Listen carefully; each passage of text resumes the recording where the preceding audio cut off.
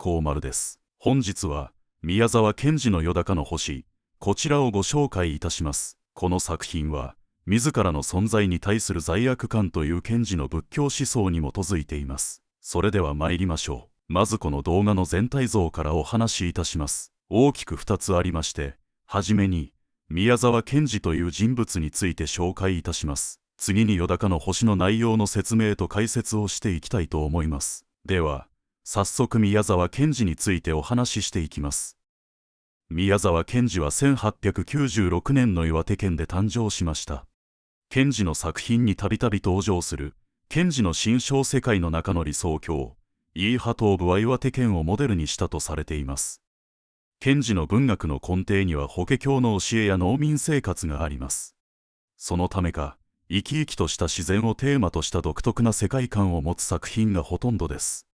また、理想主義と称されることの多い賢治ですが、肥料の研究をするなど実践的な活動もしていました。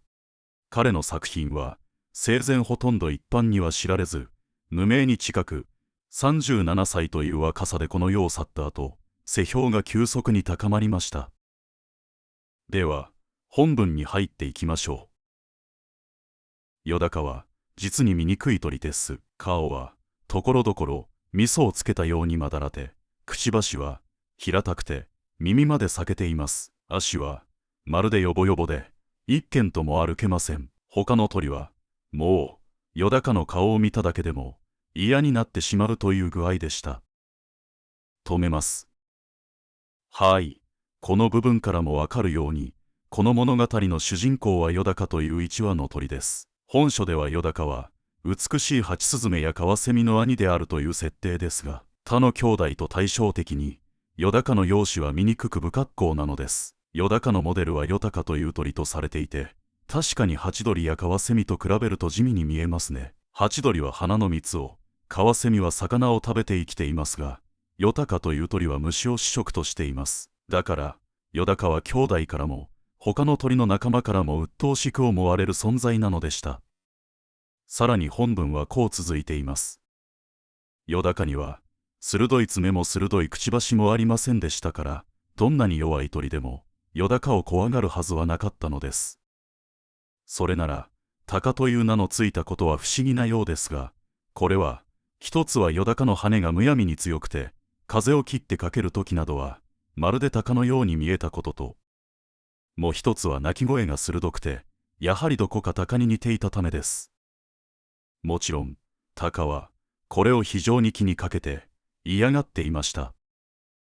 それですから、よだかの顔さえ見ると、肩を怒らせて、早く名前を改めろ、名前を改めろと言うのでした。止めます。この部分では、よだかが姿形だけではなく、鷹とつく自身の名前を改めろ、とまで言われてしまっています。さっきまで外見だけを理由によだかは否定されているような内容でしたが、こっちでは意味合いが少し変わっているように思えます。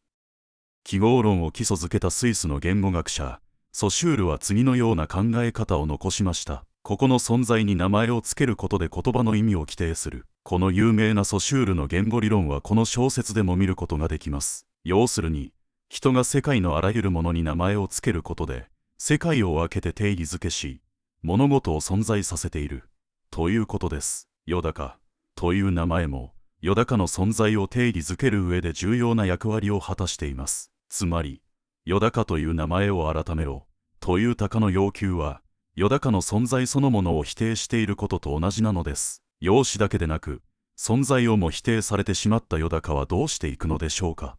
本文の続きを見ていきましょう。一体僕は、なぜこうみんなに嫌がられるのだろう。僕の顔は、味噌をつけたようで、口は裂けてるからな。それだって、僕は今まで、何にも悪いことをしたことがない。赤ん坊の目白が巣から落ちていたときは、助けて巣へ連れて行ってやった。そしたら目白は、赤ん坊をまるで盗人からでも取り返すように僕から引き離したんだな。それからひどく僕を笑ったっけ。それには、今度は一蔵だなんて、首へ札をかけるなんて、辛い話だな。一旦ここで止めます。ここで、よだかが抱えてきた悲しみの感情が描き出されます。注目すべきことは、よだかが怒りの感情を抱いていない、ということでしょう。よだかの感情は外ではなく内に向いていて、ただただ自分の運命に絶望し、悲しんでいると言ってしまえば、それだけなのです。自分自身を否定されるということは、それほど辛いことであり、誰にも自分の存在を認めてもらえないのは孤独なことなのです。そんなよだかに追い打ちをかけるように、雲は意地悪く光って、低く垂れている、という表現まで使われています。よだかのように自分の居場所がない、と感じてしまうことがあるのは人間にもある、生まれ持った性質なのかもしれません。本文に戻りましょう。よだかが思い切って飛ぶときは、空がまるで二つに切れたように思われます。一匹のカブトムシが、よだかの陰溝に入って、ひどくもがきました。よだかはすぐそれを飲み込みましたが、その時なんだか背中がぞっとしたように思いました。はい、いかがでしょう。よだかは悲しい気持ちを打ち消すかのように、空を飛びました。しかし、一匹のカブトムシを誤って飲み込んでしまいます。そしてこう続きます。また一匹のカブトムシが、よだかの喉に入りました。そしてまるでよだかの陰溝をひっかいてバタバタしました。よだかはそれを無理に飲み込んでしまいましたが、その時、急に胸がドキッとして、よだかは大声を上げて泣き出しました。泣きながらぐるぐるぐるぐる空を巡ったのです。ああ、カブトムシや、たくさんのハムシが、毎晩僕に殺される。そしてそのただ一つの僕が今度は鷹に殺される。それがこんなに辛いのだ。ああ、辛い、辛い。僕はもう虫を絶えべないで飢えて死のう。いやその前にもう鷹か。僕を殺すだろう。いや、その前に、僕は遠くの遠くの空の向こうに行ってしまおう。虫を食べるのはよだかにとって日常のありふれた出来事のはずです。それなのに、なぜ、よだかは大声で泣いてしまったのでしょうか。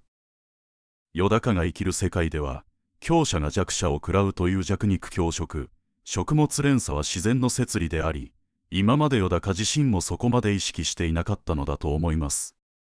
しかし、仲間に拒絶され、自分の所属を見失ってしまったよだかにとっては、もはや、自分を、鳥、という集団の中の社会的な存在として、自分を捉えることができなくなってしまったのです。だからこそ、鳥が虫を食べる、という当たり前の行為に個人として疑問を抱いてしまったのです。本文はこう続いています。霧が晴れて、お日様がちょうど東から昇りました。よだかはぐらぐらするほど眩しいのをこらえて、矢のように、そっちへ飛んで行きました。お日さん、お日さん、どうぞ私をあなたのところへ連れてってください。焼けて死んでも構いません。私のような醜い体でも焼けるときには小さな光を出すでしょう。どうか私を連れてってください。言っても言っても、お日様は近くなりませんでした。かえってだんだん小さく遠くなりながらお日様が言いました。お前はよだかだな。なるほど。ずいぶんつらかろう。今度空を飛んで、星にそう頼んでごらん。お前は昼の鳥ではないのだからな。一旦ここで止めます。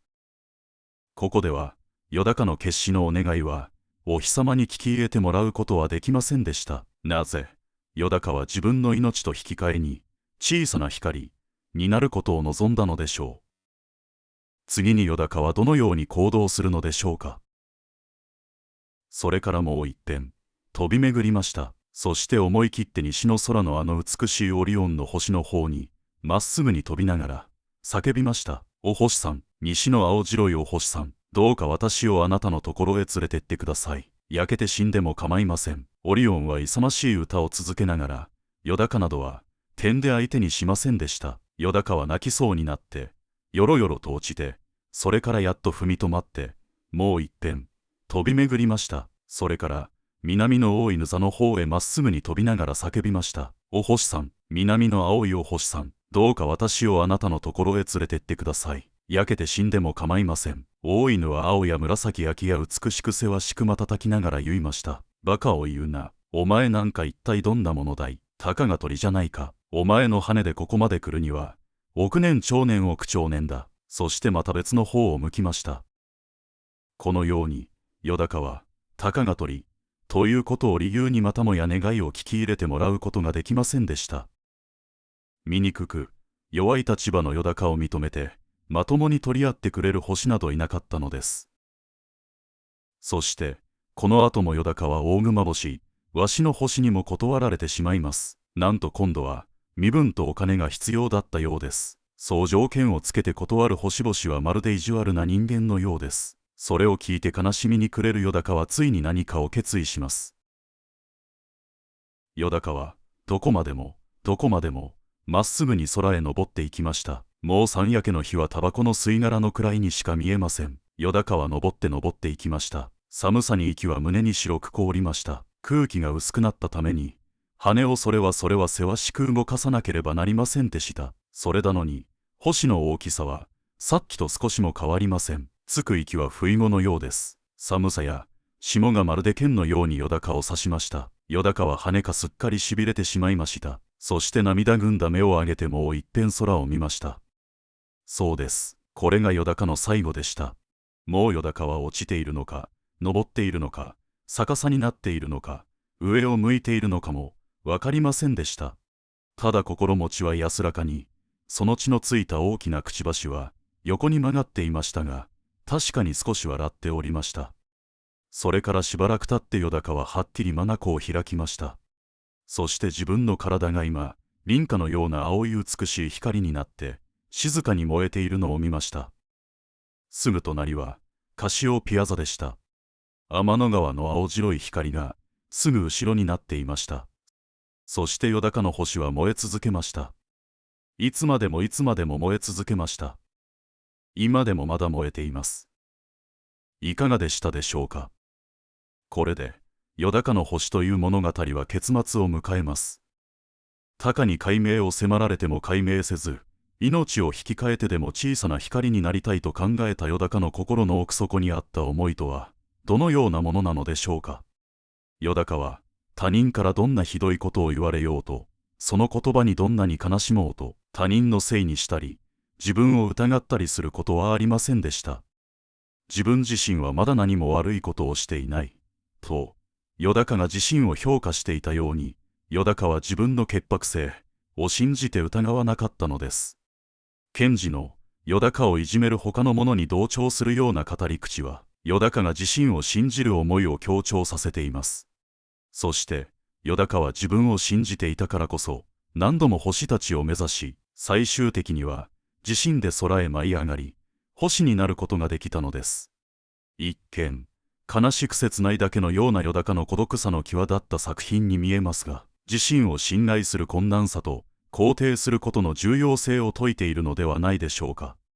自然の摂理である食物連鎖を嘆いたり、自分を全面的に肯定して信頼することは容易なことではなく、そのような感覚は、年月や様々な経験を経ることで、忘れてしまいがちな感覚です。